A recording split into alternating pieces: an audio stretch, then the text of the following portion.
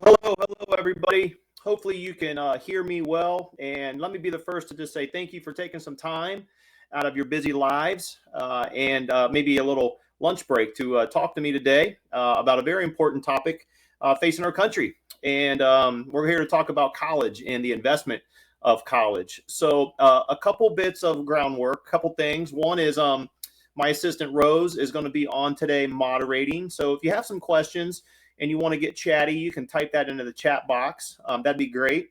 She can do her best to try to answer whatever questions that you may have about this topic, or maybe just set up a time to come in and specifically talk to us. And this is for current clients or current people that are associated with Keystone. So some of this might be a recap, or some of this might be new to you because you have never worked with me. You've worked with another one of my business partners, Brian or Ed. And then this is also for subscribers, people that are subscribing to our newsletter and information that we're trying to put out there to help as many people as possible. So for you, this might be something brand new. So wherever you are on the spectrum, again, just let me say thank you so much for taking some time. So let me get into this a little bit, and we can have a conversation here. And let's see if I can pull these slides up. Okay, so yeah, looking at college as an investment. We do a lot of things in Keystone in the financial services arena, as some of you may or may not know. But specifically for my career, for the past 14 years or so, I've been focusing a lot on the financial aid and admission system. And so I always tell people, like, much like there's a tax system or much like there's a legal system in our country, many millions of families each year are getting ready to go through the financial aid and admission system. And so there's a lot of moving parts. And, we're saying that we're going to call this looking at college as an investment today because it is an investment. Name something you're going to spend 80 to maybe up to $300,000 of your own money or potential retirement dollars, and you don't consult a professional, or you don't really do a lot of digging and research on what this is. And I say this a lot at the workshops that I do, and I say this a lot just in generality, is that, in the same way that you would never buy a house for $500,000 that was appraised for $250,000, you shouldn't buy college that way either. But the reality is, and the evidence is very clear, that many families do, and they do overpay for college. And we want to kind of bring that to light for you guys here today. So what I'm going to do is I'm going to go ahead, I'm going to bow out on my camera, and we're just going to look at some slides. And so back in 2007, I entered into the financial services arena after a career in professional baseball. I am honored to be a partner, one of three partners at Keystone Financial Group. My partner, Ed B. Miller, and Brian Manier, and myself, just love helping people. We all three are certified financial fiduciaries. We think that that's an important thing to help build more trust in and amongst our current clients and prospects that are coming up. And, like I said, I think that the most important thing that we can do as a parent is to have a plan to pay for college. And I think that's why when we've been able to work with hundreds and hundreds of families over the past 14 years who want help planning for one of the biggest wealth transfers of their entire life. And this is certainly a wealth transfer. So I think with any investment, whether it's college, whether it's a stock, we would want to do some digging. We would want to understand the pros and cons before we would invest our time and energy into this. So give me a few moments here to kind of just define the problem at large in our nation relative to college planning. If you look at this graph here over the past 20 years, this does a marvelous job of showing us very vividly of, consumer goods and services, wages, and just how much things have increased or decreased since about 1998. And ironically, this is actually the year that I graduated college from the University of Dayton. And you can see pretty clear and pretty quickly that 2/3 of the top largest increasing consumer goods and services are centered around what we're talking about today, college. College tuition and fees have just absolutely skyrocketed. In 1998, Dayton cost about 18 or 20 some $1,000s a year all in. It's about $60,000 a year now. So just give you a little bit of a perspective there. There's nothing even close other than maybe hospital services that are dominating our landscape and continue to dominate our landscape which demands our attention. If you look at some key trends, current day, this is sourced from the College Board. We can see that Ivy League schools in general are about $80,000 a year, and this is something that we want to make sure that people understand is that it's not just the tuition; it's room, board, books, the supplies, if you're going to travel to the East Coast and the West Coast, there's exorbitant amounts of living expenses there relative maybe to the Midwest. And if you come all the way down to the bottom, if you look at public four-year in-state, on-state campus, the BGs, the Ohio States, the Akrons of the world, we're right around that $27,000 roughly, all in. And gosh, if you just kind of add that up right there, that's why I said earlier, name something you're going to spend $80,000 to maybe $300,000 or potentially more on that wouldn't demand our attention, and we can kind of see that's some evidence there. Another piece of evidence, which is very alarming to me, and just got some word today that there may be some forgiveness for some public employees that was promised here soon, is just the nature of the student loan debt and just how this is at all-time highs. And so to put some skin on that, if you just look at the statistics, we have in the next year or two or so, we're going to have over $2 trillion of student loan debt. We have close to 45 million borrowers, and the amount is growing at about $3,000 per second. That's astronomical to me to even comprehend. About 70% or 7 in 10 college graduates have student loans. The average student loan debt per borrower is just under $40,000. And if you think about this in this manner, if you take for every $100 a month is you're spending in student loan debt, you probably have somewhere about $10,000 borrowed, if you're going to pay that back over a 10-year note. So for every $10,000 borrowed, if it's roughly about $100 a month, if you're on a 10-year payback time frame, and you started adding in $100,000 of student loan debt, that's a very, very nice vehicle, or maybe even a rent or mortgage payment in some situations. And if you visually look at the disparity of the amount of debt relative to the amount of borrows, it kind of looks like an alligator's mouth there, the black and red line. That expanse is just continuing to grow and grow, which leads to more of a reason to take a look at the issue of what I call the college gap, the college funding gap. And I think while there's a lot of mistakes that families make, I would say that this is up at the top, in my humble opinion. And I define it as the college gap. So I define it as the difference between the net price of college and what your family can afford to pay from your savings and cash flow. So, you might work with a broker who's diversified your 401k really well, or you may have worked with an advisor that your mom and dad worked with, and they're managing some IRAs, and that's great. That's part of having a good plan. But it's astonishing to me how many advisors out there know and work with families that they've seen their kids be born, have known them for 15, 16, 17 years, but they don't have a plan to pay for whatever the colleges or outside sources don't meet in free money. And there was a study out there not that long ago from Fidelity that was called the 10-year college progress report. And the gist of it was this spanned the first decade of my career.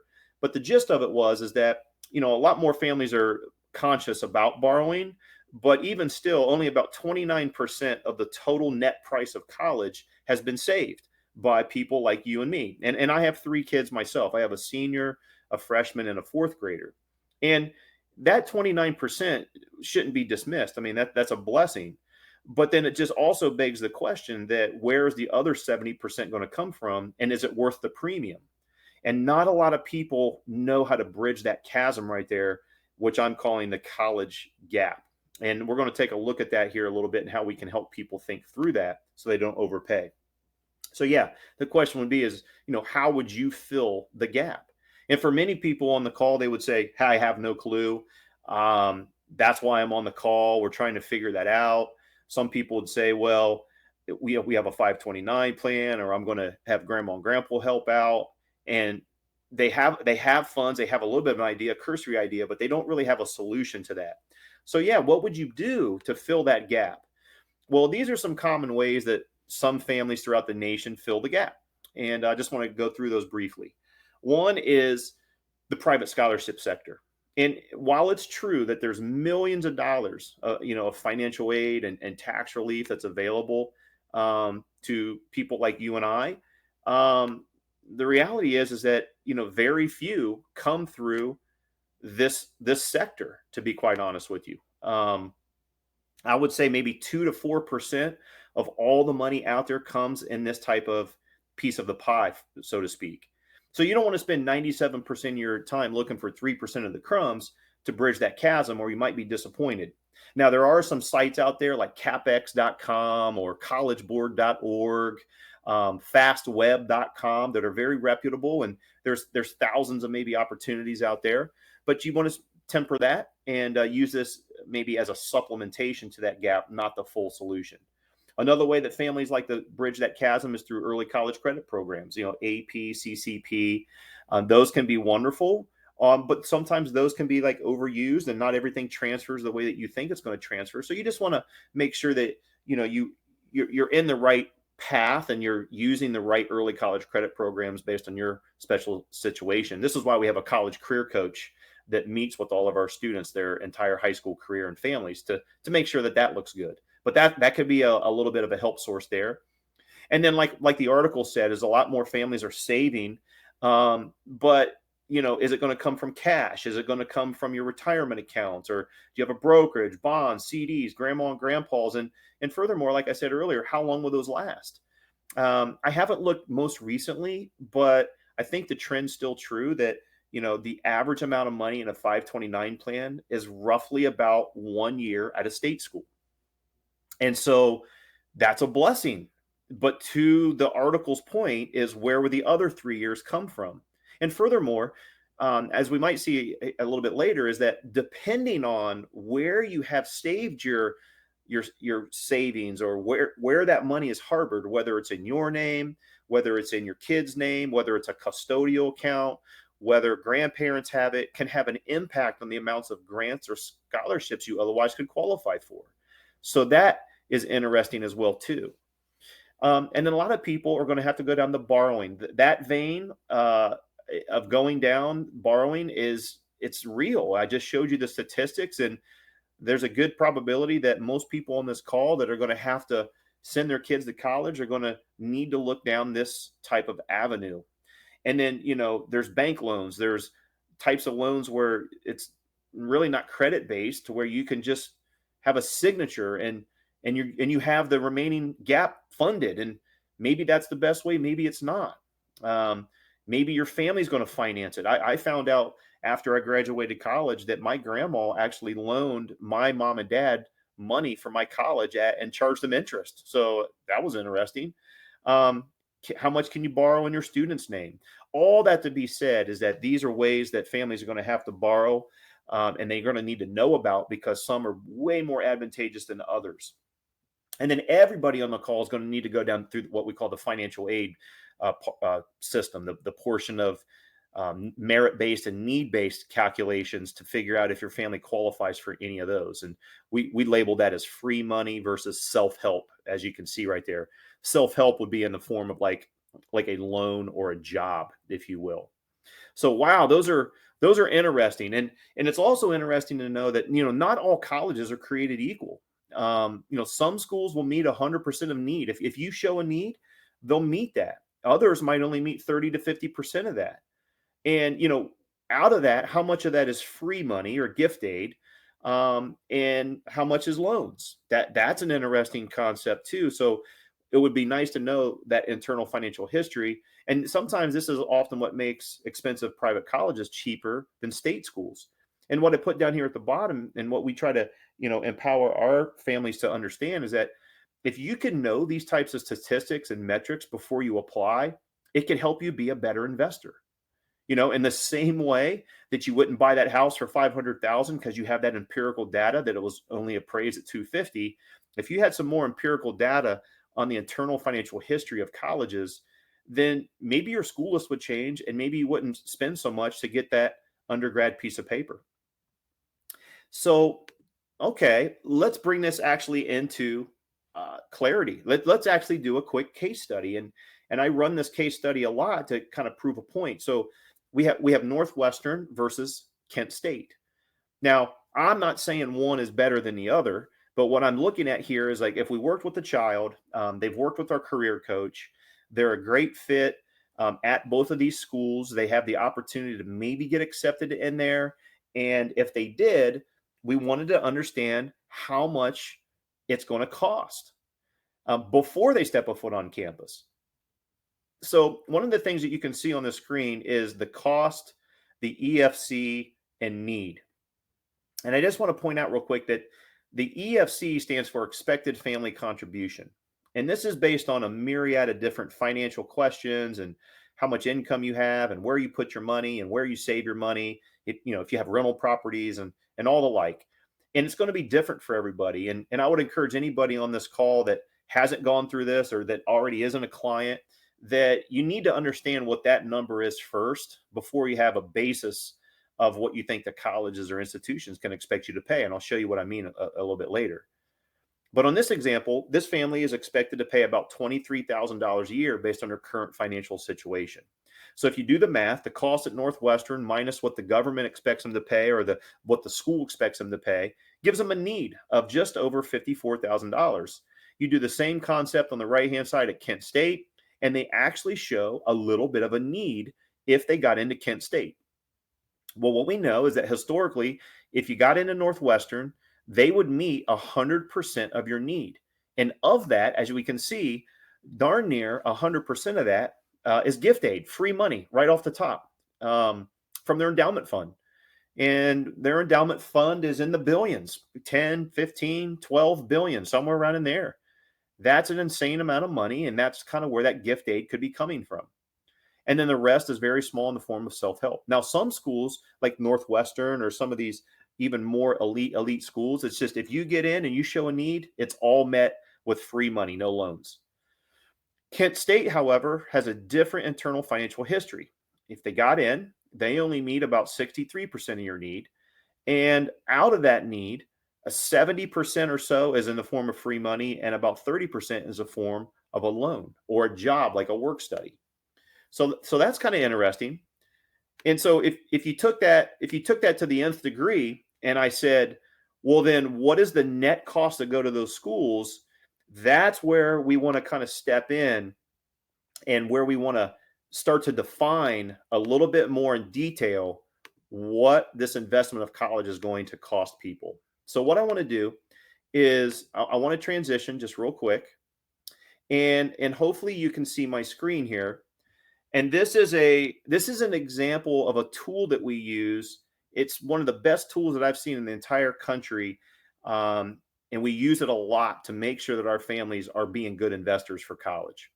So if you look up top right here, you can see in the navy blue header that we're able to calculate the 3 different types of expected family contributions so that these families have an idea based on their present financial situation, based on their income, their tax returns, their qualified retirement accounts, and where they've parked some of their money, et cetera, et cetera. There's a formulaic difference between the federal EFC, the institutional EFC, and the consensus EFC that you see up top. And this software can calculate this real time. And what we would want to do is we would want to go in and put in some base facts. We want to put in, how much money does this family make? How much do they pay in taxes, et cetera, et cetera? Where do they have some of their money? Do they have home equity? And then we also want to be able, as we're trying to help people understand the investment of college, we want to also understand what has your student done. In this case, you can see here, we have a very, very bright student, a 4.1 GPA, a 4.0 weighted GPA, and she's got a 32 on the ACT, and she is looking at the health professions and related clinical sciences. If you can look right here, we are able to have a plethora of different, I'd say clusters, career clusters. And each side, and inside each one of these clusters are several different types of majors or directions that these kids could go into. So here, for example, let's say it's an engineering student. So we'll just switch it to engineering. And this software is intuitive to understand what schools are going to be able to come to the forefront based on academia as well. So that's important. So we've put the baseline of what the schools or the government expects us to pay, and we've built in the academic prowess of your student. And then one of the most underutilized things in the financial advisory world, I think, in helping families pay for college is to kind of pre-approve where's the money going to come from the family's internal resources. They haven't clearly defined that yet. And so what you can see here is that we have a lot of different areas that we can account for to help this family be quote unquote pre-approved to buy or to invest in this type of college, for example. So is it going to come from 529 plans, or is it going to come from parents pledged assets? And in this case, you can see that this family pledged $10,000, and they also pledged $1,000 a month for the next 4 years. They also wanted their student to work during their college career and put $4,000 towards college, maybe like $1,000 a year for books or something. And then grandma and grandpa actually are going to bring $20,000 to the table. So in this case, we have this family's pre-approval amount of what we can bring to the table. And then this is where it gets a little bit more fun and interesting. So within this database, we are able to provide pretty much every single school in the entire country so that you can be a better shopper and maybe find some other maybe moderate or little known schools that could give you a better package, that could give you a better offer for the same type of experience and same type of piece of paper at the end. One of the ways that we can do that is through this advanced search tool right here. So let me give you an example. You may say, we don't really know where little Susie or little Johnny wants to go. We have an idea, but they don't really like to talk to us a lot. We know that our neighbors went here, or we have a legacy from their grandma and grandpa that went to XYZ State University, and that's about it. Or maybe you might just go to Ohio State or down the road. And that might be fine, but we want to make people more dangerous than that when it comes to shopping. So you might say, okay, well, little Johnny would go no more than 200 miles away from home. So he'd look at any state within 200 miles. And in this case, he's only interested in schools between 5,000 and 15,000 attendance. Maybe he's just more of a medium-sized type of kid. And he's looking at engineering.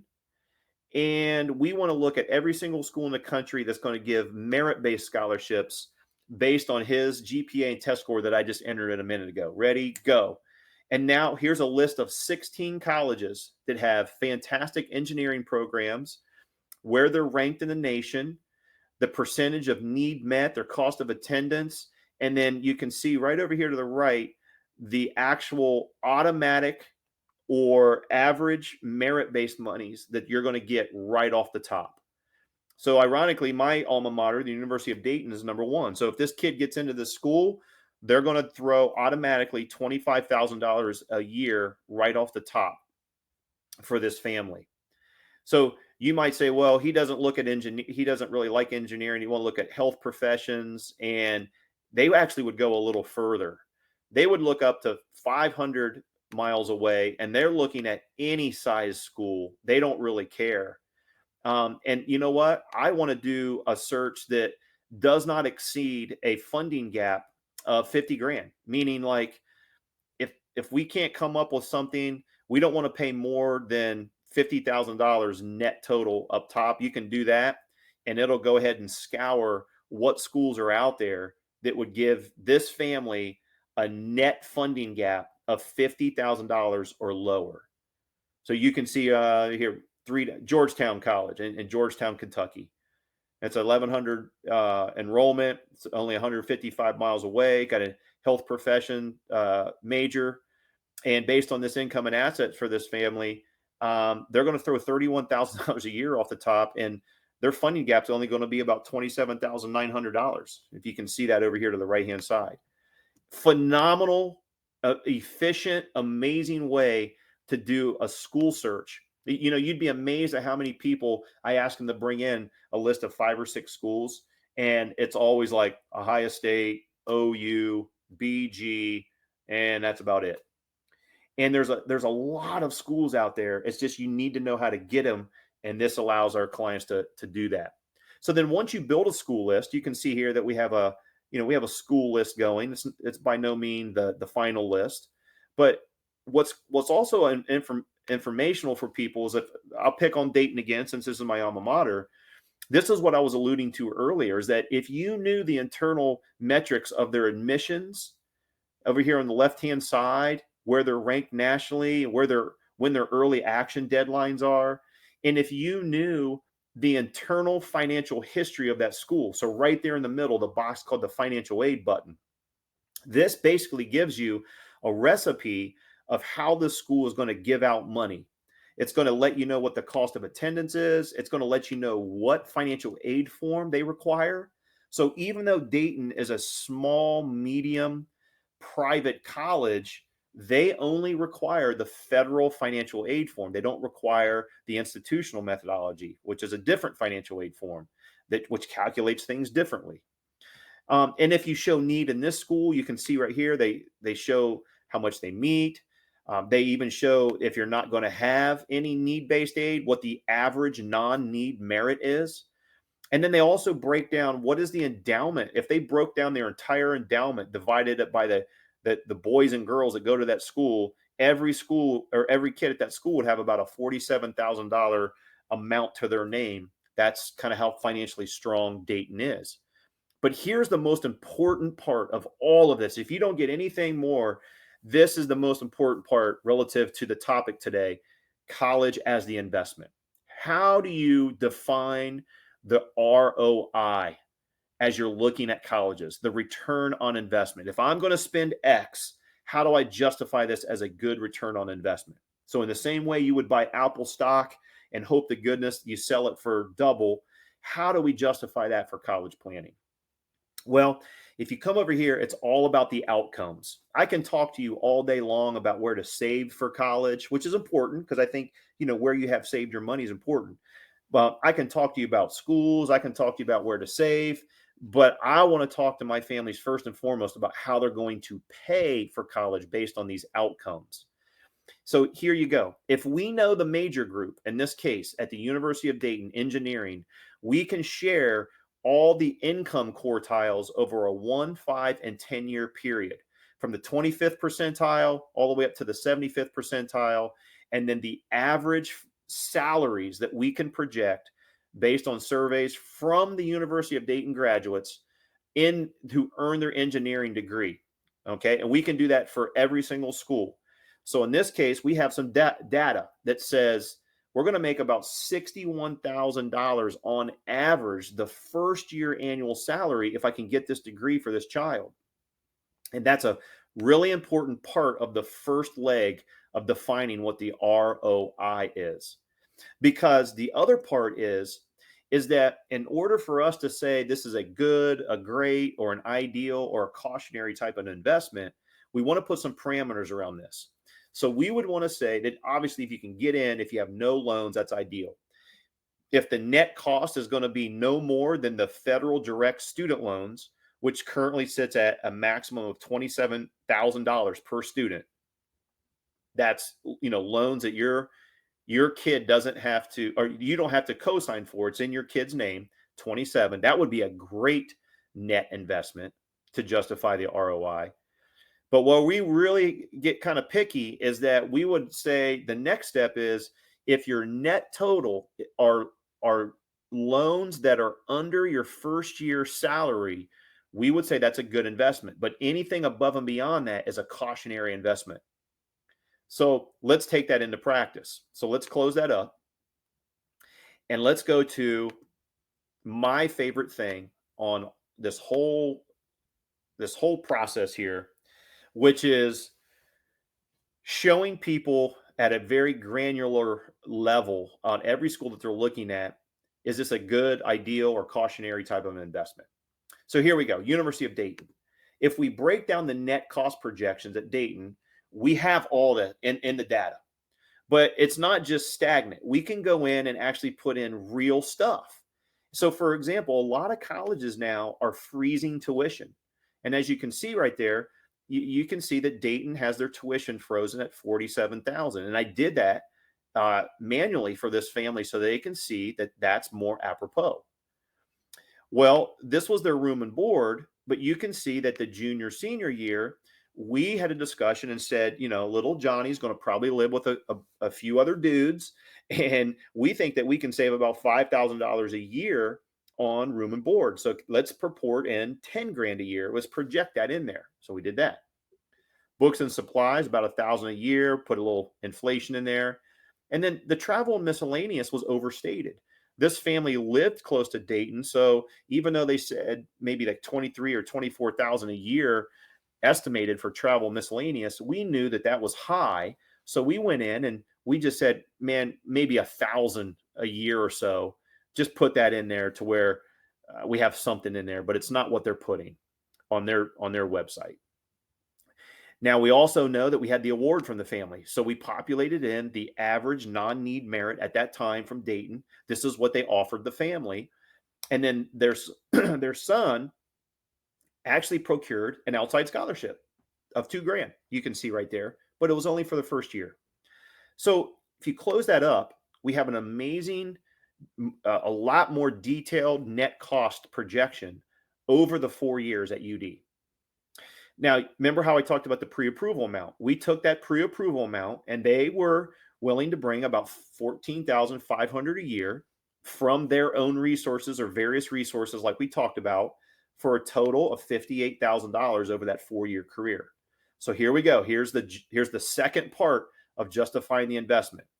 So if we have a nice net cost projection minus what you're pre-approved, then we can calculate your funding gap as a family. We can even take it a step further and say, well, this son or daughter, it's not a free ride. We want skin in the game. So we want to build in the maximum student loans in their name. And you can see by a click of a button, we can do that. And we built those in, which would recalculate it and give us a remaining funding gap. Now, now we have a basis to say, is this a good investment or a bad investment? Excuse me, just need to get a drink. So here we go. In this case, if we have a funding gap of $109,000 between the kid and mom and dad, well, we would know that over a 10-year payment plan, that's about a $1,200 a month payment. And over a 25-year repayment plan, it's about a $704 monthly payment. And we knew that the engineering students at Dayton graduate with about a $61,000 first year starting salary. So therefore, we would say with $109,000 net, that's a cautionary investment. You may be able to find other schools that provide a better ROI, or you better try to pit this school against another school or figure out whatever you can do to mitigate that number to justify the ROI. Now, I understand it's a personal decision and you may have the money and this is a dream school, but at least you have the metrics. At least you have some empirical data. And the reality is that the majority of people, they don't know any of this stuff. And I say this humbly, but if you're not doing this, then you're not really doing college planning the way that it should be. You are guessing. And a lot of times that ends up becoming an emotional proposition and therefore causing families to overpay. And that, my friends, ladies and gentlemen, is why I say that college is a retirement issue. They are not mutually exclusive. And we can do this for every school that you're looking at. Here's Kenyon, okay? You can do it at Kenyon. And you can run these side by side by side by side by side in a nice report. Here's Harvard. If they get in, we can do that for every single one and then run a nice report so that you have the information in front of you that you need. Okay, so let me go ahead and stop that and bring back up my slides and bring back on me. Hopefully that was a good, real life example of how to analyze the investment and how to build a good school list and then be able to run a report side by side by side. The last thing that I'll leave everybody with today is that I understand that everybody on the call comes in a lot of different shapes and sizes. You're at different parts of your working life or, events that has happened to you, different account balances in different places. And this is where you really need a planner. This is where you need to really work with a good college planner. And these are the things, depending on where you're at. There's 4 different categories that we identify with, and these are some strategies that you need to impart for success. And we do it all. It doesn't matter if you're up top here and you're high merit, low need, meaning like you have a kid that's really bright and you might make too much income and assets to, qualify for need based. Great. We're going to be able to execute all of these things. And that's what you're going to want to do anyways, to be a good investor, to have success. Conversely, you could come all the way down here to the bottom right-hand side, and maybe you have a student that's just not super high up on the test scores and everything. Good student, but not going to get a lot of merit-based money. And maybe you have low to moderate income, and you're going to maybe show a lot of need. And those families need to do certain things as well too, to not overpay. That might be finding a list of schools that meet 100% of your need. And, we do all those kind of things. So I always say you got to know before you go. Just because you have a lot of money doesn't mean you want to be an ATM to the school. And just because, you might not have tons and tons of income and assets, that doesn't mean that you can't go to school and make it affordable. It doesn't mean that you can't go to, really nice schools if that's on your target list and not be able to afford it. You just got to know the stuff before you go. And when you do that, you can be a better investor. So hopefully that made some sense to you guys. And if you need help with your college plan, or if you're an existing client, this stuff, hopefully you just got you engaged and you're pumped to gotta go through all this. But if you're new to this, or somebody, a friend or family, please have them come in for a free strategy session. I think Rose is posting that there, that you can schedule right here on the spot. Or if you guys are current clients, just contact Rose for questions about the College Aid Pro portal that we've talked about. So that way we can make sure everything's ironed out and make sure that you're continuing on your good plan. So I really do appreciate your time. And I always end my college presentations like this. I always say college planning is like flying on an airplane. The people that fly on the airplane, they all pay different sticker prices for their ticket. Some paid because they had bereavement issues. Some paid with frequent flyer miles. They paid like nothing. And everybody on this call and throughout the country is going to pay a different sticker price for their college educations too. And the ones that pay the best airfare, so to speak, are the ones that identify the issue. They take responsibility. They understand what's going on, and then they actually take action. And so hopefully this was beneficial to you guys. I wish everybody well, and thank you again so much for taking some time with us today. Take care.